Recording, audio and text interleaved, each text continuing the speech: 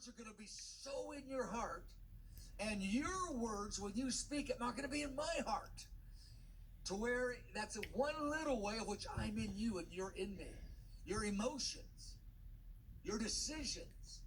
I mean, this is an incredible high reality that he's putting before the disciples. Paragraph F, I believe that verse 10 and 11 is a foundational principle of the new covenant reality. And again, we enter into it somewhat in this age, but if we reach for it, we enter into more of it.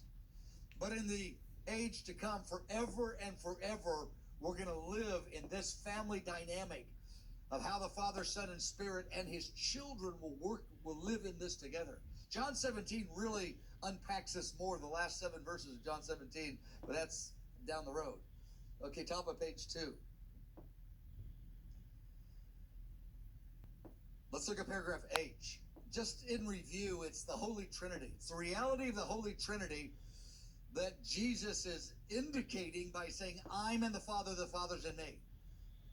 That's a summary for the Trinity functions together in these dynamic ways. And we looked a little bit at how the Trinity functions in the limited way that any of us can understand it.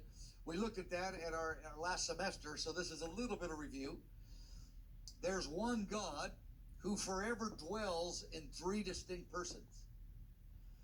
And these 3 distinct persons, they're co-equal in their divinity. They're equally divine. They're equally fully uncreated God.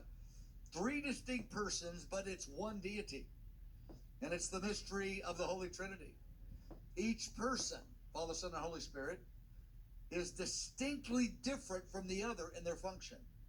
They each have a different role in the functions that they share. When they do a task together, they have a different function in that task. But their work is unified. There's no contradiction. There's no tension in their work as they do their part of the task. They're each one fully engaged with joy in what the other one's doing. The Father, when he's working, is engaged with joy with the Son, while the Son does his part of the task as well. Their work is interdependent on each other, meaning it matters that they're all 3 engaged in whatever work Jesus is doing. Because the takeaway we're going to get to is that the Father says, Jesus is really saying, that's how the Father's going to live with you.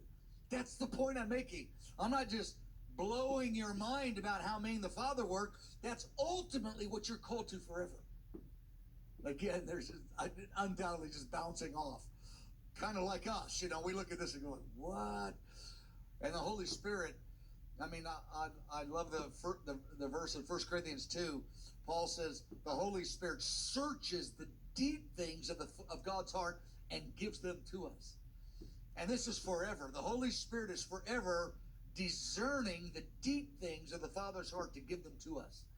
And these are just some real brief sentences pointing to those deep things. And the Holy Spirit is in essence beckoning us, come and live in this. Go as deep as you can in this life, but know that forever and forever this is your portion.